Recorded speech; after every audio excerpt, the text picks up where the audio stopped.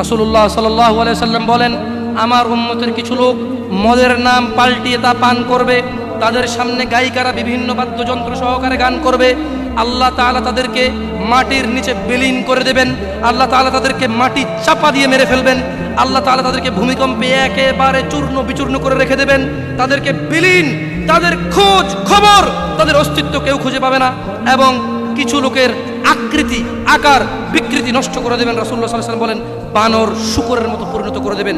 ইয়া শিবাব ইত্তাকিল্লাহ, আল্লাহকে ভয় করো তোমরা, তোমরা কখনোই গান বাজনায় মেতে থাকিও না। ইয়া শিবাব ইত্তাকিল্লাহ, গান বাজনা তোমার হৃদয়কে মেরে ফেলবে।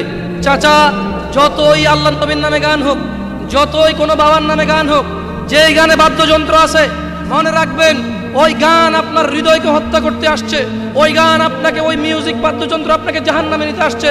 শুনুন, আপনার হৃদয়ের খোরাক আল্লাহ সুবহানাহু ওয়া তাআলা সূরা আনফালে বলছেন, আউযু বিল্লাহি মিনাশ শাইতানির রাজীম, আউযু বিল্লাহি মিনাশ শাইতানির রাজীম, বিসমিল্লাহির রহমানির রহিম, ইন্নামাল মুমিনুনা আল্লাযীনা ইযা যুকিরাল্লাহ ওয়াজিলাত কুলুবুহুম, ওয়াজিলাত কুলুবুহুম ইযা যুকিরাল্লাহ, ইযা যুকিরাল্লাহ ওয়াজিলাত কুলুবুহুম ইযা যুকিরাল্লাহ, নিশ্চয় যারা আল্লাহর প্রতি ঈমান এনেছে, ইযা যুকিরাল্লাহ, তাদের সামনে যখন আল্লাহর নাম নেওয়া হয়, ওয়াজিলাত কুলুবুহুম, তাদের হৃদয় শান্তি খুঁজে পায়, ওয়াইযা তুলিয়াত আলাইহিম আয়াতুহু যাদাতহুম ঈমানা ওয়া আলা রাব্বিহিম ইয়াতাওয়াক্কালুন, আর তাদের সামনে যখন আল্লাহর কোরআনের তেলাওয়াত করা হয়, তাদের ঈমান, তাদের আল্লাহ ভীরুতা, আল্লাহর উপর ভরসা, আল্লাহর অনুগত্য,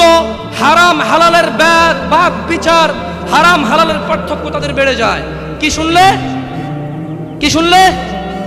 কোরআন। আর যদি বাদ্যযন্ত্রের সাথে আপনারা একাকার হয়ে যান, আল্লাহ সুবহানাহু ওয়া তাআলা বলছে ভূগর্ভে মাটির নিচে বিলীন করে দেবে, চেহারা করে দেবে শুকর বানরের চাইতেও খারাপ নেই। কারা কারা আছেন আজকে থেকে মিউজিক বন্ধ করবেন? হাত তুলিয়েন না, দরকার নাই। আমি কারো ওয়াদা নিতে আসি নাই। আমি কি চৌকিদার কারো? আপনি কার বান্দা? ক্ষমাকারীকে? গুনাহ দেওয়ার মালিককে? জান্নাতের মালিককে?